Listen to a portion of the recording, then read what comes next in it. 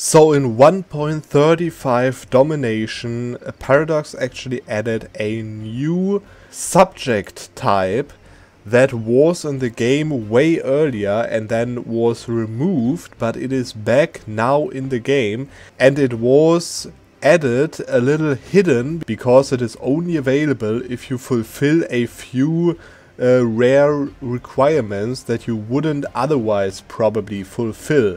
And one of them is forming England or Great Britain and passing this mission over here.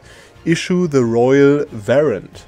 You see, this mission gives me 50 reform progress, but also it unlocks the Royal Charter's government reform.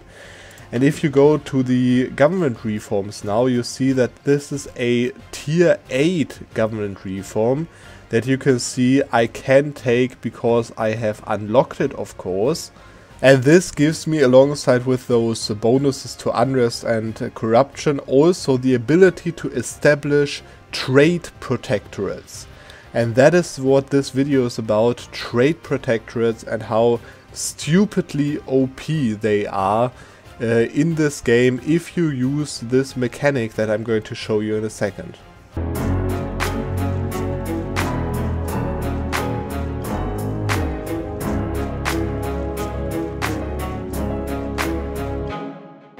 Now, this mission is obviously also available for England, and as England is not an endgame tag, you could of course form England, click this mission to unlock that government reform, and then form like any other nation in the game and play this way with the trade protectorates. There is another way that you can get that, which is through this decision over here, confirm thalassocracy, which as you can see is available if you control like a few trade nodes, and also if you have maritime or naval ideas. And that unlocks you also the modifier thalassocracy, which is insanely strong for the merchant and the diptech costs, of course, but also it unlocks you the thalassocracy government reform on the same tier 8 as this Royal Charters is, which also enables you the ability to establish trade protectorates. Now, I don't want to talk about how that makes maritime actually an idea that might be better than a trade if you are not able to form England in a game, but I just want to talk about the trade protectorates in general. You can see this nation of Ashanti over here is eligible to become my trade protectorate, and that is because they have friendly attitude, and I have a pretty high diplomatic reputation, of course, +4, as well as he is pretty small. He has a pretty low amount of development, right? If you, for example, have a look on Wales over here, they cannot become a trade protectorate right now because they have 42 minus on the modifier because they are too big. Okay, so if I now have the ability unlocked, what does the trade protectorates give me?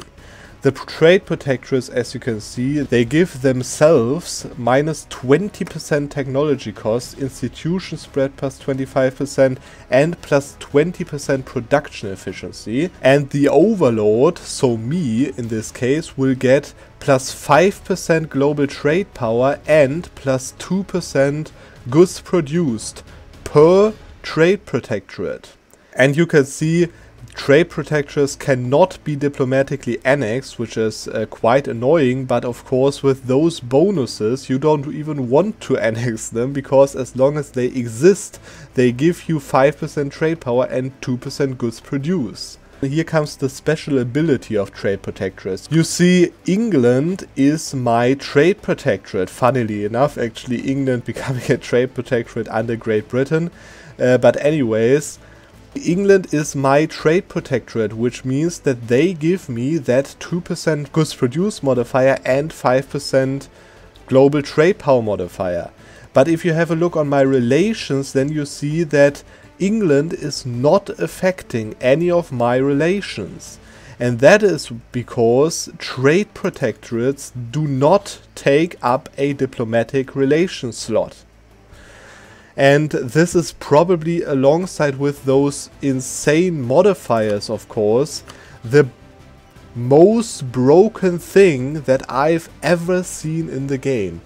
You see, this means that I can create 100 trade protectorates theoretically without taking the Diplo slot and without them taking any additional liberty desire, as you can see, while they all give me 5% global trade power and 2% goods produced each.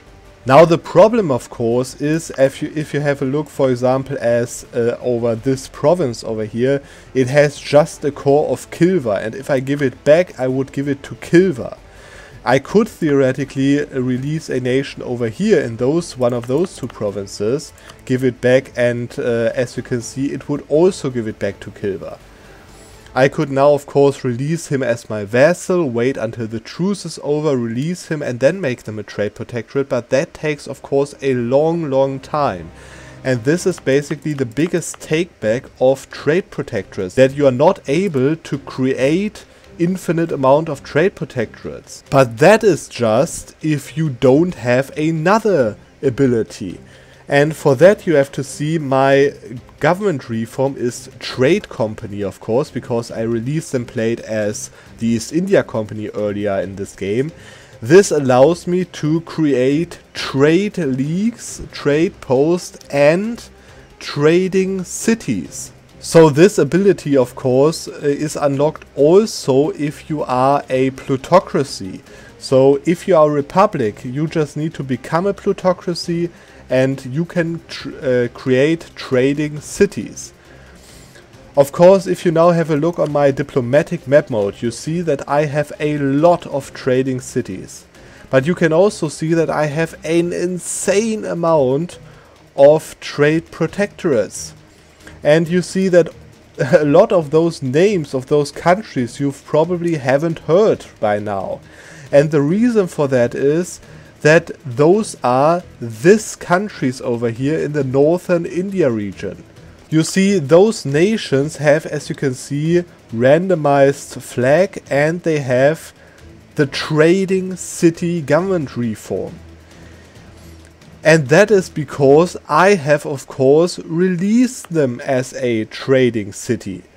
As you can see, you can only create one trading city per trade node, and I have already one in this trade node, which is this one over here, Dung 2, because apparently the tag was already given away, so I had to rename it.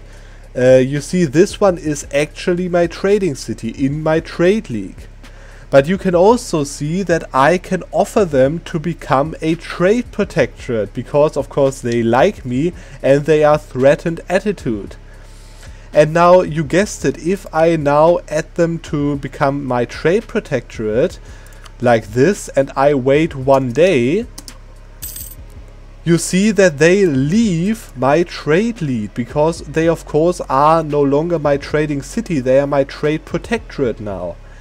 But this also means that I can now create a new trading city in that trade node, such as this one, for example. And now what I can do is I can create them as a trade protectorate again, which of course gave me another 2% goods produced and 5% global trade power. And then if I wait another day, they will leave the trade league again, which leaves me with the ability to create another trading city. And this trading city, of course, can be also offered to become a trade protectorate. And that was basically what I've been doing with all of North India over there, and theoretically I could do that with all of India if I wanted to.